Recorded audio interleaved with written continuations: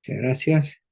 Bueno, solamente hacer una vez más la aclaración, hermanos, que estamos haciendo esta presentación de diapositivas como en comparación a nuestra lectura que debimos de haber realizado de quién es Jesucristo, ¿verdad? Del profesor Justo L. González, eh, que es el capítulo 4, página 75, ¿quién es Jesucristo? ¿Verdad? Si es que lo tenemos así eh, entendido, también vale la pena de ver ciertos detalles que vienen a componer nuestra comprensión de ese Jesús que se presenta en la historia como cualquiera precisamente humano. Eh, de hecho, fue un punto de estudio, ¿verdad?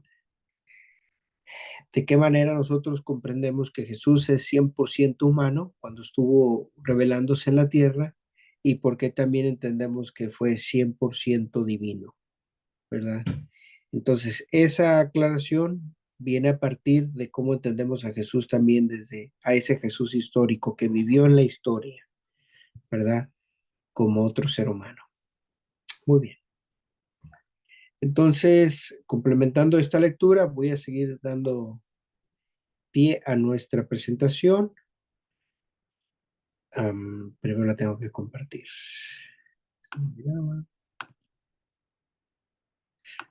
Antes de compartir, ¿alguien tuviese alguna opinión, algún comentario, alguna pregunta? ¿O vamos tranquilos? Muy bien, muy bien. Gracias, hermanos.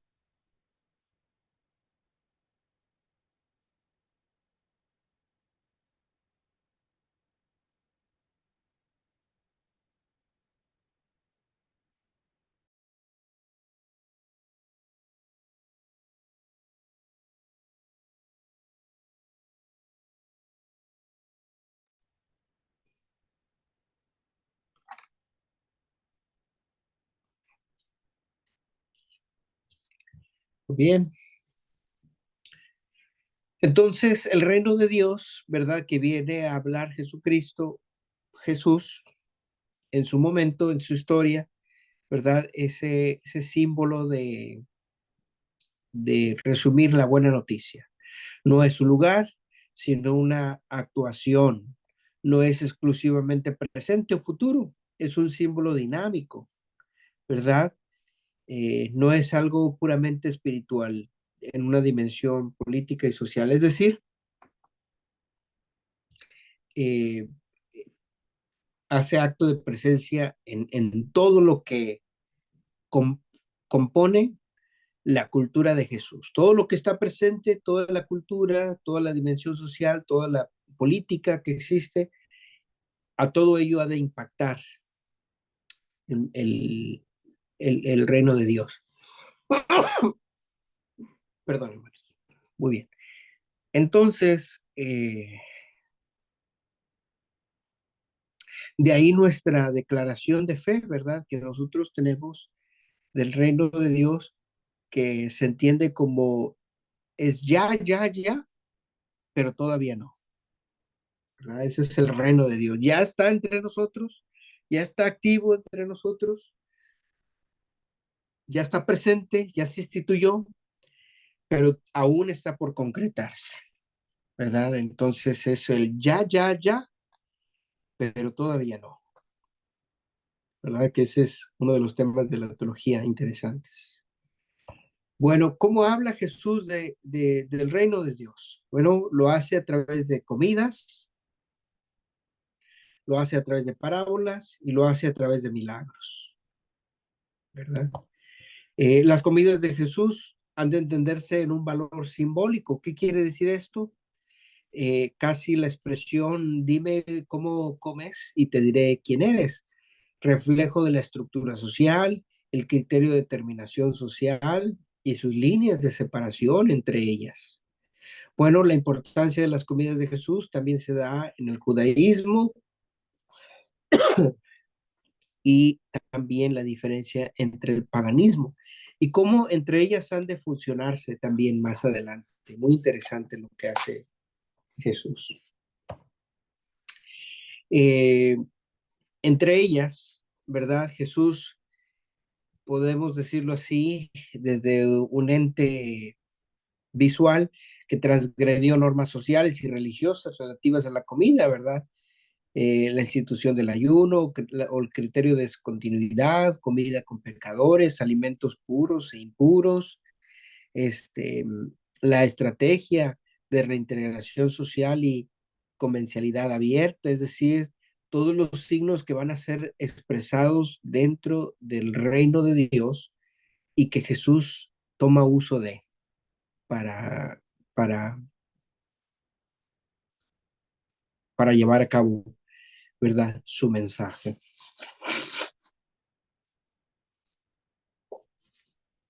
De los milagros de Jesús, nosotros entendemos que Jesús llevó a cabo acciones más o menos maravillosas, es decir, eh, si bien hoy comprendemos a través de otros recursos que tenemos de la ciencia, las sanaciones o curaciones, o también, ¿por qué no decirlo?, desde una aplicación meramente práctica, no hollywoodense, vamos a decirlo así, que llevó también experiencias con espíritus malignos, como lo que popularmente se conoce como exorcismos, pero que en estas diferencias de puntos de vista con respecto al milagro, ¿verdad?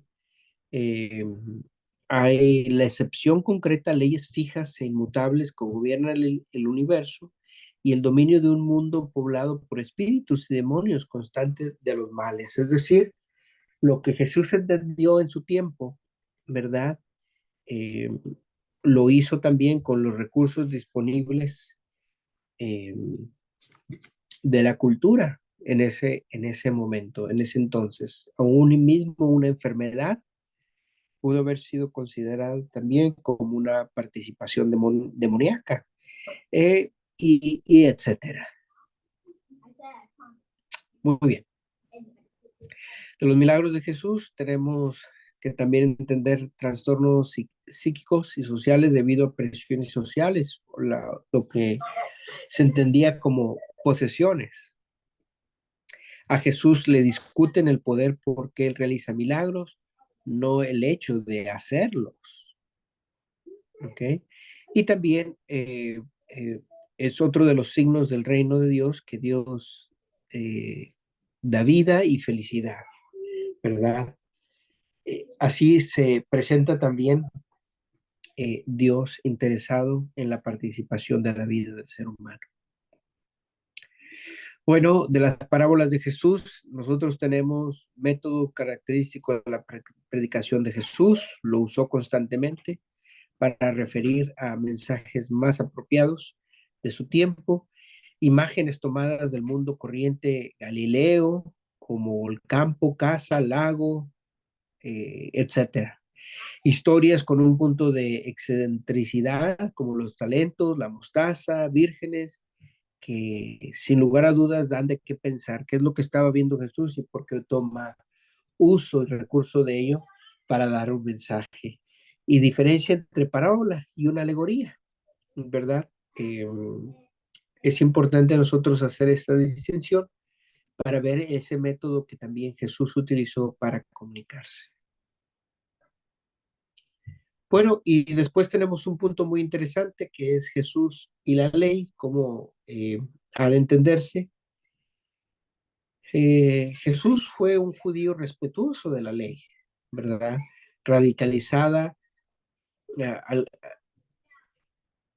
perdón, radicaliza algunos aspectos, este, pero tiene un sentido profundo de la ley, como por ejemplo el sábado, y tradiciones humanas como las reglas de pureza.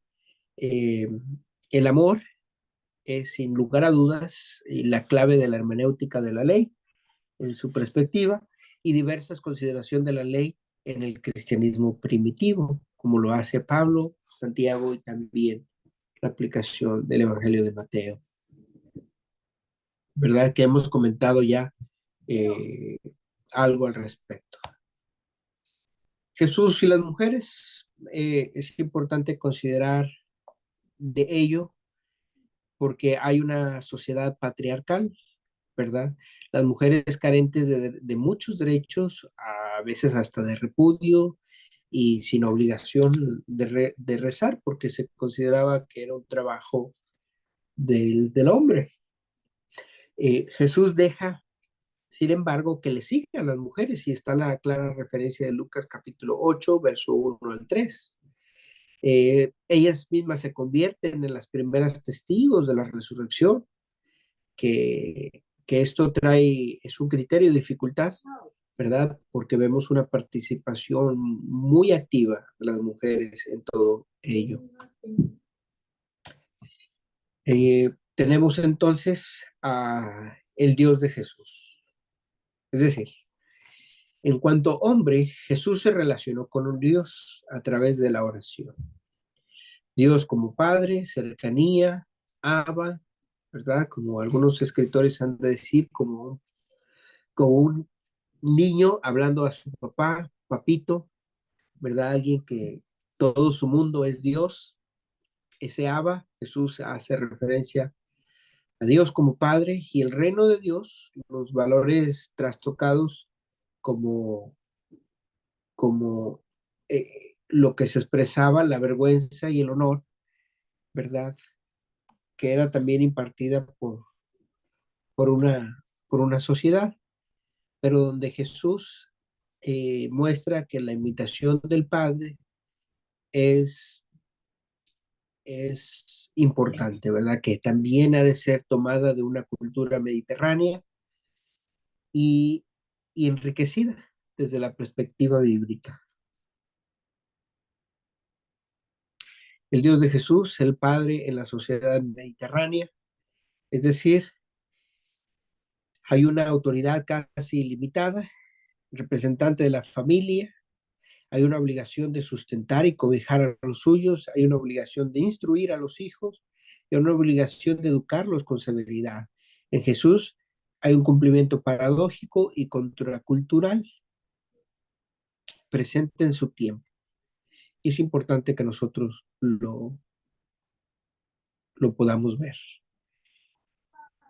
De la vida de Jesús hay una grande referencia que se discute, eh, como es la entrada en Jerusalén.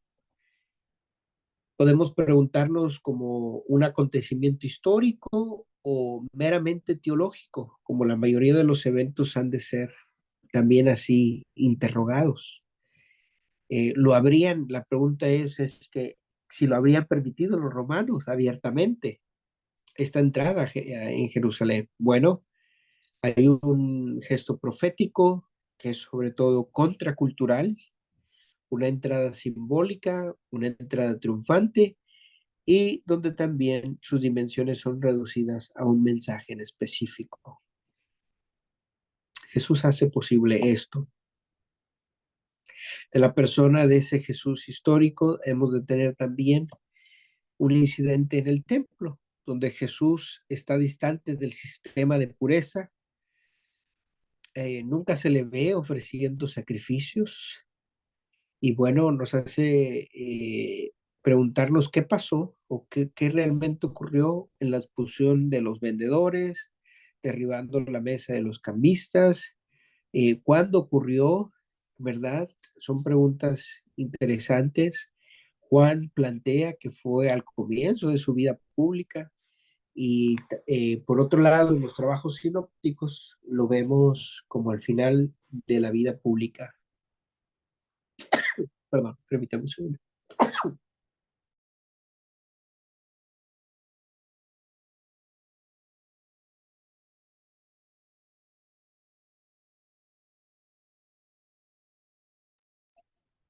Muy bien, continuamos. Esta intención del gesto de purificación, una acción armada para liberarlo de los romanos, no encaja. Jesús no fue violento. Eh, Hay una crítica social, abuso de los mercaderes, abuso del sistema, Hay un gesto profético, además, la destrucción simbólica del templo, decir que el templo no tiene sentido, parece anunciar su destrucción. Y las citas que hacemos referencias, ¿verdad? Son distintas, como por ejemplo Jeremías, Isaías y Zacarías, que van por la reestructuración de la nueva visión del templo, pero donde se da a cabo su destrucción. Y hay dimensiones reducidas. Hemos de referirnos a las dimensiones reducidas siempre al choque contracultural que Jesús va a ofrecer por su vida misma. También entendemos de ese Jesús eh, histórico su juicio, ¿verdad? Jesús es detenido en Getsemaní por fuerzas policiales del templo, primeramente, y hay un juicio judío, ¿verdad? O en términos judíos. Hay un sumo sacerdote y algunos miembros del Sanedrín, no constituido oficialmente, donde se hace presente un juicio, en otras palabras, religioso, ¿verdad? Entra en participación el templo y la ley. Y también tiene otro juicio romano, que es llevado por un prefecto, ¿verdad? Hay un juicio político, hay una eh, aparente sedición que se quiere evitar, ¿verdad? Pero que está presente ahí y que viene a ser partícipe entonces el juicio romano. De la muerte de Jesús podemos mencionar solamente aspectos generales de este Jesús histórico presente en la historia de la humanidad, ¿verdad? Que tiene un castigo romano por delitos graves, eh, hay una pena excluida para ciudadanos romanos, la crucifixión llevaba aparejada la flagelación para debilitar al reo, y el reo cargaba con el patíbulum hasta el lugar de la ejecución donde estaba fijo el estipes. Es decir, la crucifixión tenía mucho de escarnio público. Eso es lo que está presente en ese tiempo. El reo llevaba al cuello el titulus con el motivo de la condena, es decir, eh, más que todo lo que viene a hacer Jesús, ¿verdad? En, en, esta, en este proceso. Diferentes modelos de cruz, ¿verdad? Como también es debatido y discutido en la teología, ¿verdad? Cómo fue la cruz donde Jesús fue crucificado, pero donde el reo era fijado en la cruz mediante clavos o cuerdas, también era otra parte de la tradición y de la cultura que se llevaba presente, y como lo mencionan también los evangelios, ¿verdad? El tiro de gracia o la comprobación de que ya estaban muertos era la ruptura de las piernas. Todo esto se da presente y es parte de la historia en la cual Jesús está viviendo. ¿Cuándo muere Jesús? ¿Verdad? Eh, Hay diferentes versiones. Problema de la fecha de la muerte ligado de la última cena. eh, que hay utilización de calendarios distintos. Solamente yo quisiera eh, compartir con ustedes que nosotros tenemos la observación de que la Iglesia de Dios también tiene su propia observancia respecto a la muerte de Jesús, ¿verdad? Y se da en preparación de la sepultura y de los contextos sociales que se dan eh, relacionados a ella. Nosotros tenemos que comentar, eh, permítame un segundo,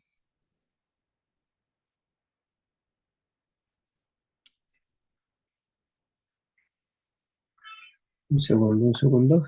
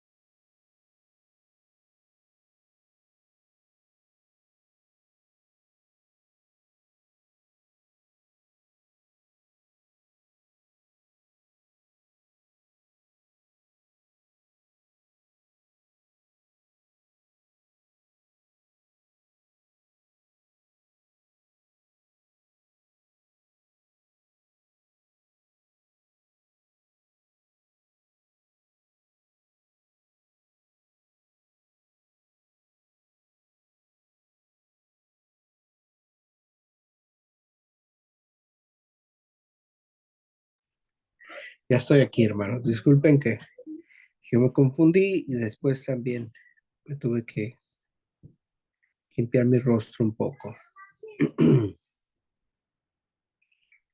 Permítame un segundo, hermanos.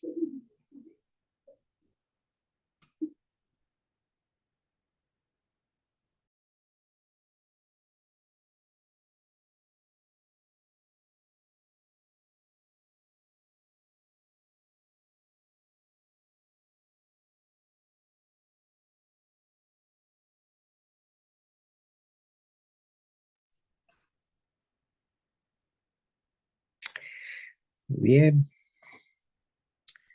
A ver, un segundo, hermanos.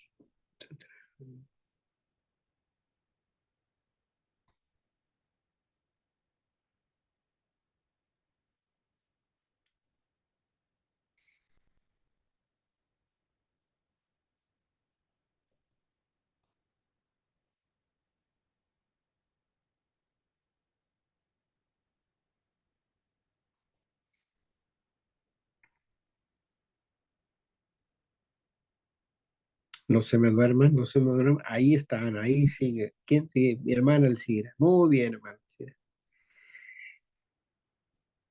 Ok, ya estoy aquí. Qué bueno, mi hermano. Ya estamos por terminar.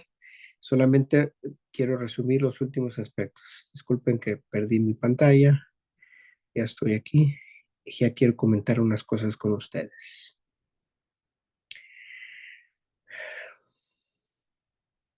Decía yo de la sepultura. Tenemos los evangelios, el cuerpo de Jesús por sus seguidores en una tumba nueva, cerca del lugar de la crucifixión, muy probablemente.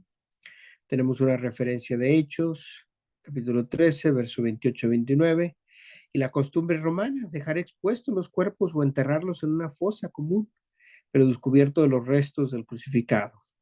¿Verdad? Una comparación de la cultura, cómo se entendía en su tiempo. Después de la sepultura tenemos la resurrección, cómo se viene a presentar este Jesús histórico, eh, tema que sin lugar ahora desemborda, ¿verdad? Al Jesús histórico y ya en el tema de la resurrección de Jesús va a entrar lo que viene a activar precisamente el Cristo de la fe, ¿verdad? En una acción de resurrección, volver a levantarse, resucitate, ¿verdad? En latín, resucitación, distintas palabras, resurrección, glorificación, exaltación, estar sentado a la derecha del Padre, que también era un símbolo de la corte oriental, ¿verdad? Cómo se enriquece también la cultura en ello y la realidad divina que desborda nuestra realidad humana, espacio, tiempo. Es decir, el resucitado es reconocible, reconocible, come, traspasa paredes o cómo debe de también interpretarse esta resurrección de Jesús. Tenemos obviamente bases bíblicas de la historia de la resurrección, como por ejemplo confesiones de fe, lo primero que hay, lo que describe Hechos, capítulo 3, los himnos de Filipenses y diversos cánticos como en Colosenses. Dios resucita a Jesús de la muerte. Primera de Corintios capítulo 15 hay una confesión de fe, ¿verdad? Un relato, muerte real, tercer día, apariciones, lo que el apóstol Pablo va a retomar también con fuerza, que se estaba desvirtuando en su tiempo. Los relatos de apariciones, años 80 y una tumba vacía, apariciones como ciclo de Galilea, ciclo de Jerusalén, identidad resucitado, crucificado, que es muy importante hacer esta observación. Y también tenemos el sepulcro vacío, no es prueba de la resurrección. Eh, eh, ah, Puede hasta cuestionarse una antigua celebración limitana, ¿verdad? Pero en el texto bíblico viene a entrar mucho en juego, ¿verdad? Este sepulcro vacío. Tenemos al final la ascensión de Jesús, una identidad teológica entre resurrección y ascensión, un esquema temporal exclusivo de Lucas, que lo emplea como un esquema de enseñanza, resurrección, apariciones, ascensión, una expresión temporal de una realidad que de suyo la desborda, 40 días, un tiempo cerrado, un periodo específico y una perfecta comparación a los 40 años que, que el pueblo de Israel eh, tiene en el desierto, los 40 días también que Jesús tiene en el desierto y 40 días que Jesús también viene a aparecer. Hemos de explicar también respecto a ello. Y diversos rostros de Jesús, ¿verdad? Hijo de Dios, Señor, Mesías o Cristo, Hijo del Hombre, como a él le gustaba llamarse, siervo, profeta, sacerdote, el Antiguo Testamento, seres de la corte celestial, reyes, justo, cercanía entre Dios y el hombre, no biológica. En los evangelios otros se lo llaman a Jesús, ¿verdad? Abba, identificación con el Hijo en algunas parábolas. Tenemos Señor, Adonai, Kairos, un apelativo del Dios que se revela en el Antiguo Testamento, ligado a Dios y Salvador, dimensión política y también, ¿por qué no decirlo?, eh, en una liberación a un título imperial. Sirvió para confesar la divinidad de Jesús sin confundirlo con el Padre. Y Mesías o Cristo, como también ha de aparecer un ungido con aceite, una referencia a reyes y sacerdotes y hasta objetos simbólicos. En el Antiguo Testamento hay una concepción ligada a la dinastía davídica, abierta luego a una esperanza final, distintas nociones de mesianismo, ligada al rey de los judíos e hijo de David en un sentido político muy pertinente en su época, y Jesús como Mesías, como un ser contracultural. Hijo de hombre, tenemos a Jesús, se lo da a sí mismo, ¿no? A la comunidad cristiana. El origen lo podemos desde Ezequiel y Daniel, figuras vinculadas a lo divino. Hijo de hombre, el hijo del hombre futuro, identificado con Jesús, según Lucas, y tenemos también ligado al sufrimiento predicciones de la pasión, no como en otros escritos contemporáneos. Siervo, tenemos diferentes cantos o cánticos desde Isaías, diferentes capítulos, la misión de restaurar la alianza. Es un profeta, donde está el pueblo, hay una muerte expiatoria.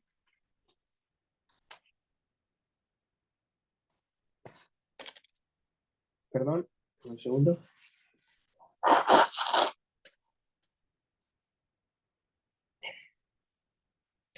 Y también tenemos una explicación de Jesús como Jesús Cordero, o Cordero Pascual, llevado al matadero, como perfectamente tenemos las referencias en Isaías y Jeremías. Como profeta, bueno, hacía siglos que no había profetas en Israel, sustituidos por maestros. Jesús viene también a tener este título. Permítame un segundo.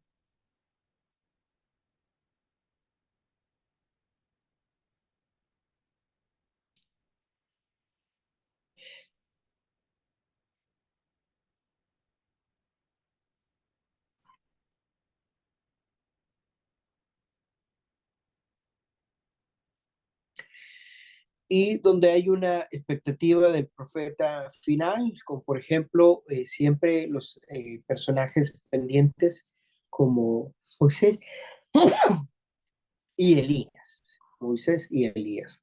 Jesús, reconocido como profeta, pero también maestro, no utiliza fórmulas proféticas y escoge a discípulos, incluso se deja seguir por mujeres también, ¿verdad? En hacer una comparación. Jesús, más que profeta, es una palabra activa de Dios. Jesús como sacerdote, aunque no proviene de una tribu correspondiente a tal, Hay un sacerdocio hereditario y familiar que se hace referencia en algunas partes bíblicas y en el libro de los Hebreos, por ejemplo, se le conoce como un mediador definitivo, un sumo sacerdote. Se toma en cuenta Melquisedec, a Aarón, a Leví, ¿verdad? Que eran los encargados de estar en el trabajo del templo. Lo que no está en la Torá no tiene existencia, ¿verdad? Como también se ha de reconocer. Muy bien. En temas generales, hermanos, eh,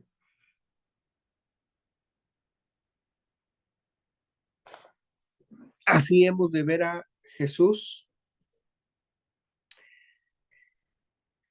Mandar un mensaje a unos hermanos que tuvieron problemas con el internet.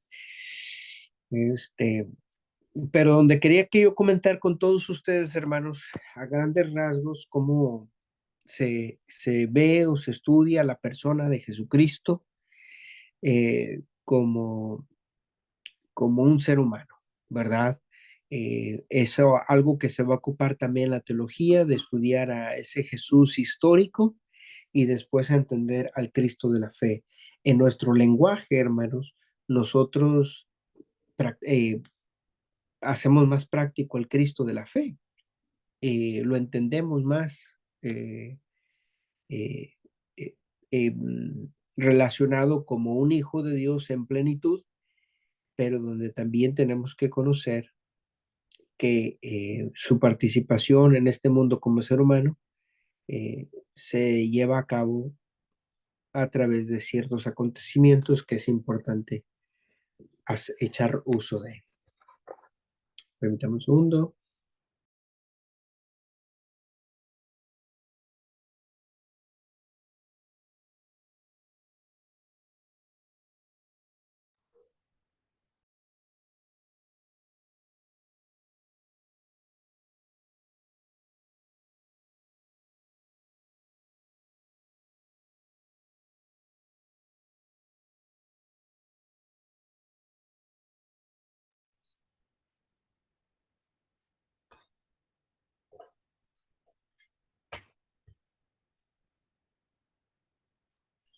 Pastor, no se escucha. No se escucha. Ay, gracias, gracias, hermanos. Que yo con tanta ya picadera en esta clase, hasta yo mismo me confundí. Les decía que vale la pena los apuntes hacia la historicidad de Jesús, dónde crece, cómo crece, cuáles son los aspectos culturales que él enfrenta, este, y todo lo relacionado a su vida eh, terrenal, si lo podemos decir así. Es importante y la teología va a ocuparse de eso antes de que nosotros, hermanos, este, hagamos más aplicaciones, a, vamos a decirlo así, del Cristo histórico, porque nosotros en nuestro lenguaje, en nuestras iglesias, solemos inclinarnos más hacia ese Jesús que es 100% divino, pero que también él, él estuvo presente como ser humano en la vida. Uno de los aspectos, por ejemplo, si yo pudiera abrir mi comentario en lo personal para interesarnos o dejarnos más involucrados en conocer ese Jesús histórico, es que fue realmente un tiempo difícil el que vivió Jesús. La,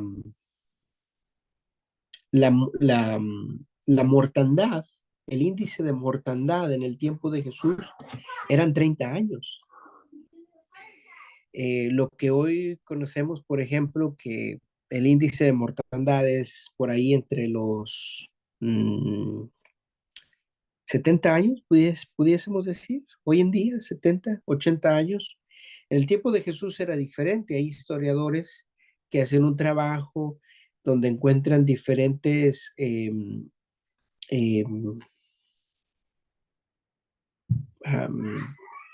¿cómo se conoce? Cráneos humanos, y empiezan a hacer aportaciones muy significativas que en el tiempo de Jesús el índice de mortalidad era 30, 40 años máximo. Había grande pobreza, había grande desnutrición, había grandes carencias, hermanos, que hay comentaristas que llegan a decir que, bueno, Jesús muere ya viejo, de 34 años, porque, porque había muchas carencias realmente en su tiempo. Ahora, si nos imaginamos que Jesús lleva su ministerio y trabajo envuelto en todas estas carencias, hermanos, pues nos imaginamos las necesidades de su tiempo. Entonces, hermanos, ubicar siempre a Jesús en la historia, ese es mi resumen y mi conclusión. Ubicar a Jesús en la historia tiene que ser un trabajo de nuestra parte. Lo tenemos que ubicar, lo tenemos que entender así, ¿verdad? Antes de hacer aplicaciones de cómo nosotros lo entendemos a ese Cristo de la fe, ese Mesías prometido, ese Salvador y Redentor del mundo, ese Alfa y Omega, ese principio y fin, ese príncipe de paz, todo eso, hermanos, nosotros tiene su base en primeramente su aparición en un mundo como un ser humano que llevó una vida como nosotros y también se desenvuelve y crece rodeado de una cultura y de tradiciones. Muy bien, hermanos. Entonces, de estas aplicaciones, vamos a rescatar mañana las aplicaciones, las conclusiones que tenemos para la iglesia y nuestras conclusiones finales, hermanos. Nuestras conclusiones finales. Yo agradezco mucho que hemos tenido este espacio, este encuentro y esta oportunidad de haber analizado y comprendido a Jesús meramente de sus aspectos como ser humano, ¿verdad? Muy bien. ¿Algún comentario, hermanos? ¿Alguna pregunta de lo que pude compartir muy rápidamente en esta tarde? ¿Alguien quisiera comentar algo?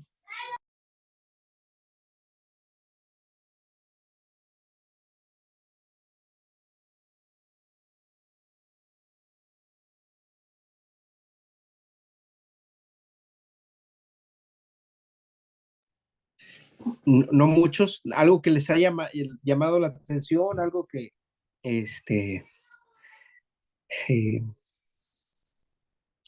que a lo mejor algo haya confundido yo. Vamos bien, vamos, eh, eh, se pudo entender el propósito de esta, de ver la historicidad de Jesús. ¿Sí? Bueno, ¿ya lo habían pensado ustedes? ¿Habían echado un vistazo? ¿Dónde crece Jesús? Los aspectos políticos, socioculturales que él se enfrenta en su vida. ¿Ya lo habían pensado? ¿Lo habían estudiado alguien más, hermanos?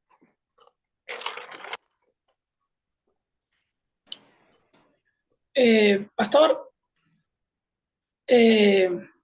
una vez yo estaba escuchando hace mucho unos comentaristas en el cual dice que según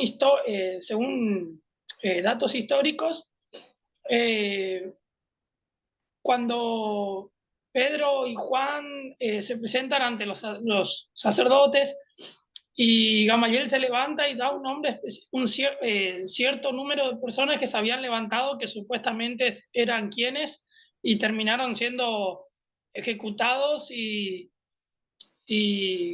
su círculo, denominación en ese entonces también quedaba en cero porque terminaban desvaneciéndose.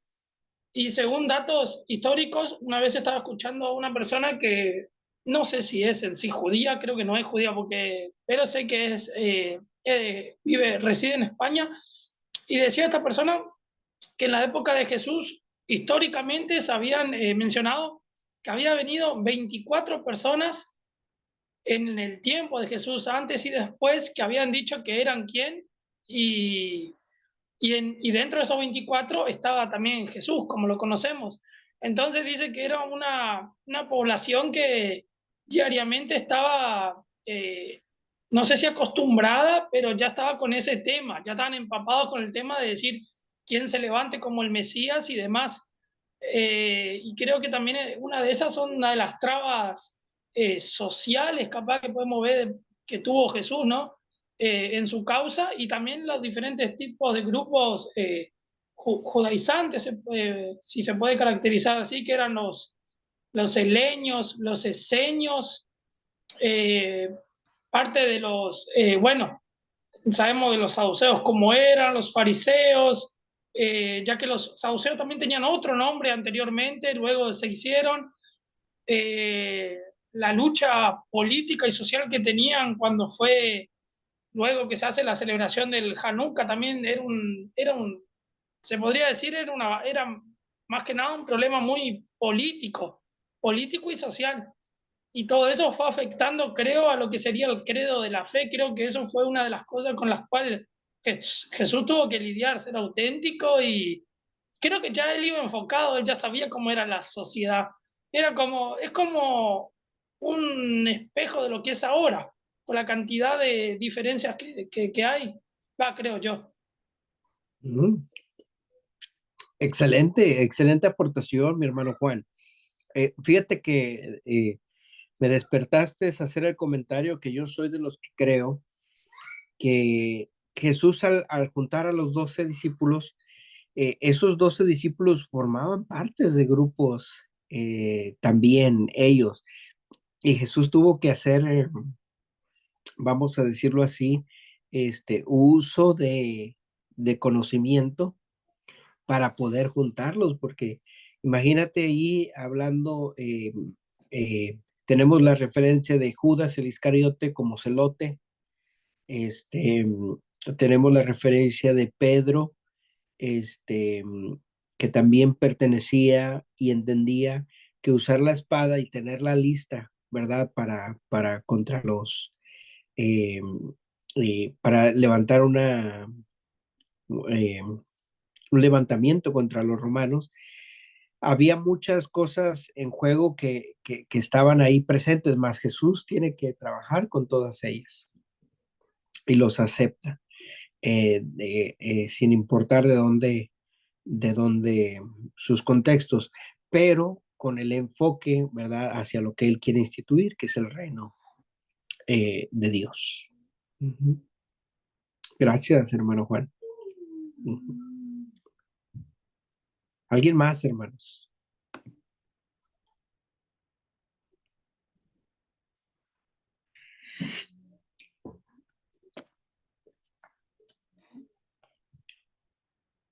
Bueno, hay que solamente volver a repetir el apunte, hermanos, que estamos haciendo la referencia, un trabajo comparativo a nuestra lectura que tenemos de la página 75.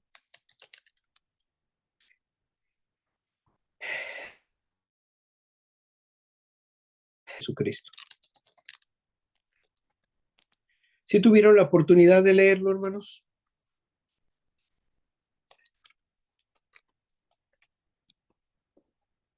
Va a servir mucho, hermanos, a nuestras preguntas teológicas, cómo aparece la cristología, de quién se va a ocupar mayormente la teología, a entender a Jesús en el Nuevo Testamento, en el Antiguo Testamento también, cómo se relacionan entre ellos, más que todo entender esa participación de Jesús como completamente divino y como ser humano al mismo tiempo. Entonces, la humanidad de Jesús va a decirnos también nuestra lectura que no le resta a nada su divinidad, ni siquiera se opone a ella, ¿verdad? Ese Jesús que se nos presenta es es uno solo, divino y humano, al mismo tiempo, divino y humano, es lo que también creemos en nuestro credo de iglesia, ¿verdad? Pero ¿cómo saltamos conclusiones, bueno, es a través también de que hoy hacemos el replanteamiento, de que entendemos también la persona de Jesús en su historia. Ujú. Una Entonces, pregunta, todos esto, adelante, hermano Mario. disculpe la interrupción. Ujú. Eh, Hablando de hechos históricos, ¿por qué no se escribió o no hay registro, mucho registro escrito de la niñez y la juventud de Jesús? Porque quizás no tenga tanta importancia teológica o por algo. Por ahí yo, en base a eso, por ahí lo que había leído es por ahí el Evangelio apócrifo de Santiago, si no me equivoco, que hablaba de Jesús cuando era niño, que inclusive ahí dice que él maldice a otro niño que se enoja con el otro niño, lo maldice y lo mata, ¿no es cierto? Y después María lo reprende y él lo resucita. Pero en los evangelios por ahí no se toca mucho de la niñez y la juventud de Jesús, ¿no es cierto? ¿Hay algún motivo en especial por qué eso no ocurra? O... Buena pregunta, buena pregunta. Hemos también de concretar, hermano, que si fuese el fin y el propósito de Jesús entender su vida histórica, creo que los evangelios hubieran sido más específicos. Creo que los evangelios, hermano, por el contrario, su enfoque es más eh, eh, enfocado, ¿verdad?, a mostrar al Cristo histórico. De hecho, esto, hermano, es una crítica que se hace constante a los evangelios. ¿Por qué los evangelios están más preocupados en mostrar o presentar a Cristo solamente desde la fe? ¿Y por qué no hicieron el trabajo suficiente para mostrar al Jesús histórico, al Jesús real? Y hay una crítica, hermano, que nosotros pues tenemos que cargar con ella, porque saber exactamente la razón y el propósito no lo sabemos, no lo sabemos, pero de que sí tenía que ser, sí había una urgencia por presentar a Jesús como el Mesías, sí lo había, sí lo había. Su vida, los rasgos, lo que comentamos brevemente, esos rasgos de su vida familiar, eh, de lo que él se dice nada de niño, son solamente elementos esenciales para, para proyectarnos a su ministerio. De mi parte, yo no he encontrado una respuesta concisa o definitoria, es decir, por qué los evangelios tienen esa urgencia de presentar a Jesús inmediatamente en su ministerio o proyectarlo, ¿verdad? Y su vida pareciese que pasa a un segundo plano, a un segundo tema, pero no es así, tampoco lo entendemos así. Entendemos que su vida es importante, su crecimiento, y es solamente leer, hermano. Yo, por ejemplo, tengo el dato en una de mis lecturas, este, que lo que hace Jesús a la edad de 12 años, leer, ¿verdad? Un rollo de Isaías en el templo, en la sinagoga, hermanos, solamente podían hacerlo los niños que habían acreditado sus estudios y habían memorizado toda la Torá, todo el Pentateuco, perdón, y lo habían memorizado de memoria. Tenían esa posibilidad de hacerlo, era como un método de graduación que les permitía a los niños leer a la edad de 12 años en el templo. Este, y bueno, eso despierta también nuestro interés. En mí es una manera de conclusión. ¿Qué estaba haciendo Jesús a los 5 años? ¿Qué estaba haciendo a los 7 años? ¿Qué estaba haciendo a los 8, a los 9, a los 10? Nada más y nada menos, hermano, que aprendiendo la cultura religiosa de su tiempo. Él tenía también que entender, ¿verdad? Y su mamá, al saber, ¿verdad? También que era un niño diferente y había de ser llamado Emanuel, ¿verdad? Dios con nosotros, se dedicaron a una consagración. De hecho, Jesús viene de una corriente nazarena, es donde tenemos que echar recursos de todo, ahora sí, de nuestros recursos bíblicos, una nazarena. Tenían tres rasgos los nazarenos, ¿verdad? Número uno, que no tomaban vino. ¿Ah? ¿Recuerdan? No tomaban, no tomaban bebidas conservadas. Número dos, no se cortaban el cabello. Y número tres, no tocaban a los muertos. Y su tradición, Jesús la viene a llevar a cabo, ¿no? Desde ese punto de vista no tenemos eh, más que saber que Jesús estaba ocupado a una acción. Ahora, la tradición también instituida en ese tiempo era que los niños de 12 años tenían que tener se les tenía que enseñar una profesión. En la cultura hebraica o judía, de hecho también la llegaron a retomar está ahí, sí es más que todo una tradición árabe también, o musulmán, pero los niños a la edad de 12 años, el padre es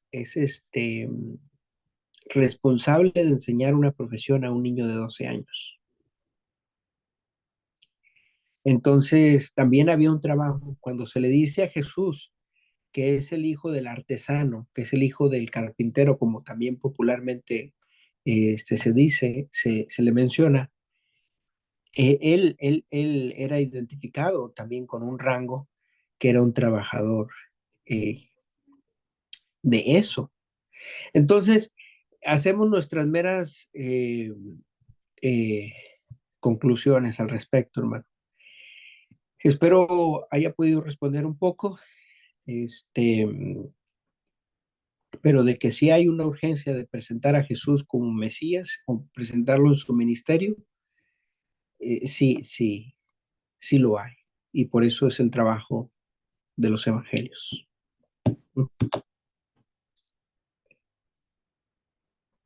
Está bien, hermano. Bueno, pues vamos a empezar. Adelante, hermano. También en ese mismo sentido vendría a ser que, porque por ahí tampoco no hay mucha información en los evangelios de su familia que no sean María y José, ¿no es cierto?, de sus hermanos. Eh, Inclusive yo entré a investigar un poco de ese tema y en algunos lugares dice como que José tenía hijos antes que el hermano de Jesús, creo que era Santiago, el que después termina siendo uno de los principales de la iglesia en Jerusalén, ¿no? Era un hijo de José, pero no era de María. Después otros dicen que no, que era menor que Jesús y así. Entonces no hay como mucha información sobre ese tema que sea concreta, ¿no es cierto? Cierto, cierto, hermano. Pero sí, sí, a nosotros nos ha complacido y agradecemos también ese estudio de que precisamente sí, Santiago llegó a ser pastor de Jerusalén mismo, hermano de Jesús, muy en contradicción con lo que ha querido establecer la tradición popular católica, ¿verdad? Que Jesús no tuvo hermanos. Nosotros tenemos otra comprensión de la Biblia y también otra manifestación y tenemos su respaldo bíblico. Ujú.